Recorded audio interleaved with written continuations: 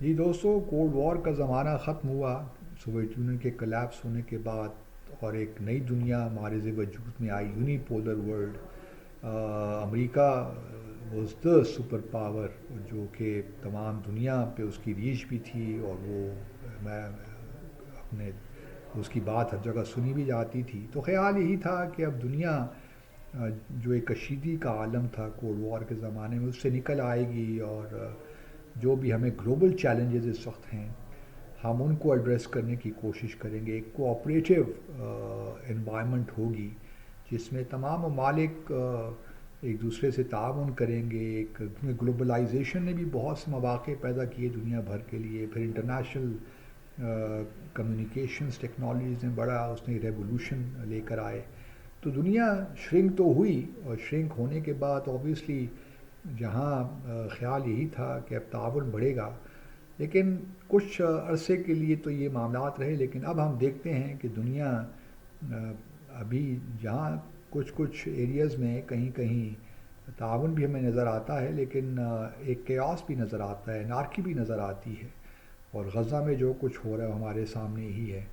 اور جس طرح امریکہ یو ایس چین کو اپنا لانگ ٹرم ایڈورسری دیکھ رہا ہے، اس سے یہ بات محسوس ہونے لگی ہے کہ شاید ہم پھر ایک نئی کولڈ وار کی طرف جا رہے ہیں، بلکہ یوں کہنا چاہیے کہ کولڈ وار پلس ہے۔ کولڈ وار میں تو چلے بہت سی چیزیں ویل ڈیفائنڈ تھیں، لیکن جس دور میں ہم رہ رہے ہیں اور جس ٹرانزیشن سے ہم گزر رہے ہیں اس میں تو کچھ چیز ویل ڈیفائنڈ بھی نہیں ہے۔ تو اس وجہ سے، اور ہمیں لو انٹینسٹی کانفلکٹ تو چلے ہر جگہ پہلے بھی ہوتے رہے ہیں، عرب بھی ہو رہے ہیں، لیکن اب تو بہت سچویشن کچھ ریجنز میں تو بڑی الارمنگ سی ہے۔ اور خاص طور پہ جس طرح تائیوان کے بارے میں پہلے ویسٹ نے یوکرین کو پرووک کیا، وہاں پہ نیٹو کا راگ الاپا، اور اب تائیوان کے کانٹیکس میں بھی سچویشن کو کمپلیکیٹ کیا جا رہا ہے۔ تو اور جس طرح کوالڈ بنا، آکس بنی، اور دوسرے بھی ملٹری آرگنائزیشنز بنتی جا رہی ہیں، تو سچویشن کافی ٹف ہوتی جا رہی ہے اور مشکل ہوتی جا رہی ہے، اور جو معاملات آگے بڑھیں گے تو لگتا یہی ہے کہ اور چیزیں کمپلیکیٹ ہو جائیں گی۔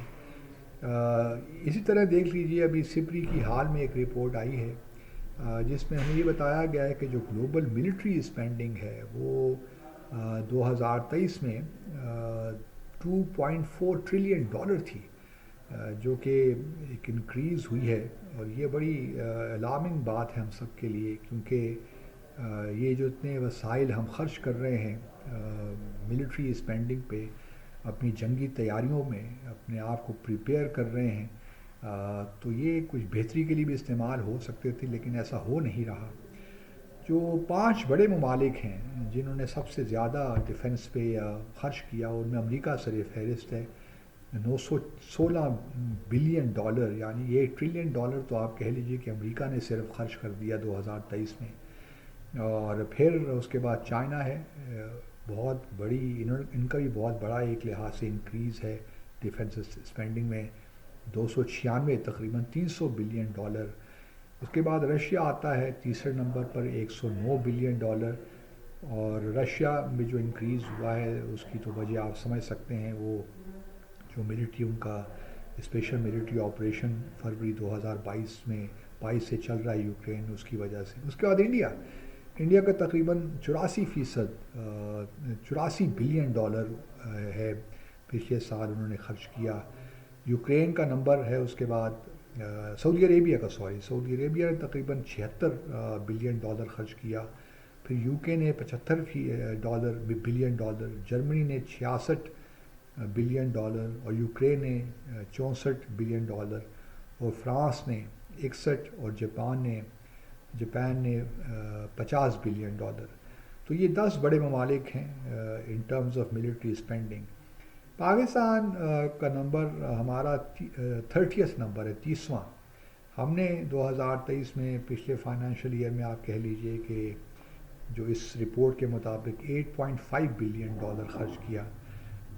تو آپ دیکھ سکتے ہیں کہ دنیا کس طرف جا رہی ہے، اور کس طرح آگے معاملات آگے چلیں گے، کس طرح چیزیں انفولڈ ہوں گی. اور اگر تائیوان میں ٹینشن بڑھتی ہے، امریکہ چائنا کو پرووک کرتا ہے، تو پھر آبویسلی چائنا کے لیے کوئی آپشن تو نہیں رہے گا کہ وہ معاملات کو اپنے کنٹرول میں لے اور فورسفلی تائیوان کو ضم کرے مین لینڈ چائنا کے ساتھ. کیونکہ چائنا جو ہے وہ ابھی بھی بڑے کیئرفل ہیں، وہ نہیں چاہتے کہ کوئی ایسی صورتحال پیدا ہو جس سے تمام جو معاملات ہیں وہ اور بگڑ جائیں. لیکن اگر چین کو اس حد تک پش کیا گیا، دیوار کے ساتھ لگایا گیا، تو پھر چین کے پاس کوئی آپشن نہیں رہے گا. تو معاملات بگڑ ہی رہے ہیں. نیٹو کو بھی ری آرگنائز کرنے کی بات ہو رہی ہے، اور جو نیٹو ممالک ہیں جو 2.4 ٹریلین کا اس کا تقریباً 55% نیٹو ممالک خرچ کرتے ہیں.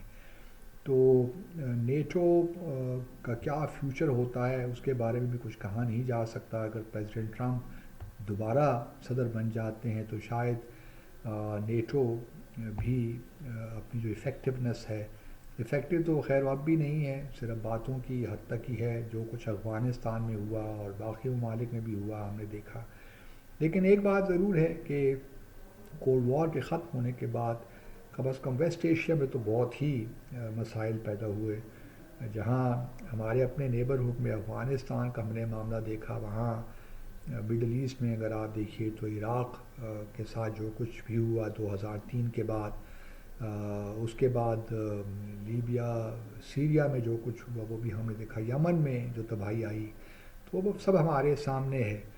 تو اس سے یہ اندازہ لگانا مشکل نہیں ہے کہ دنیا بحیثیت مجموعی مزید تباہی کی طرف جا رہی ہے. اور اگر ہم نے جو بنیادی تنازعات ہیں ان کی طرف توجہ نہ دی تو ممکن ہے کہ یہ اور مزید حالات بگڑ جائیں، اور پوچھے جائے کہ یہ جو وسائل ہیں لوگوں کی ویلفیئر پراسپیرٹی کے لیے استعمال ہوں. اور بڑے چیلنجز ابھی آ رہے ہیں، کلائمیٹ چینج تو ہے ہی ہے، اس کے بعد آرٹیفیشل انٹیلیجنس کے چیلنج، سائبر اسپیس میں جو چیلنجز آ رہے ہیں. تو ان چیلنجز کو جہاں پہ کنونشنل ٹریڈیشنل چیلنجز نہیں ہیں، وہاں نئے نئے چیلنجز سامنے آ رہے ہیں. تو ضرورت تو اس امر کی ہے کہ ممالک جہاں ایک دوسرے سے تعاون کریں، لیکن ایسا ہوتا دکھائی نہیں دیتا، کیونکہ نیشن اسٹیٹ ہے اور یہ قومیت کا جو جذبہ ہے یہ ایک حد تک ہی تعاون کی فضا کریٹ کرتا ہے. لیکن جب بات کور انٹرسٹ کی آ جاتی ہے تو وہاں بڑا مشکل ہو جاتا ہے. اور جو ریئلسٹ اسکول آف تھاٹ ہے، میں بالکل ان سے اتفاق کرتا ہوں کہ دنیا اس طرح ہی چلنی ہے اور اس طرح ہی چلتی رہے گی. Thank you.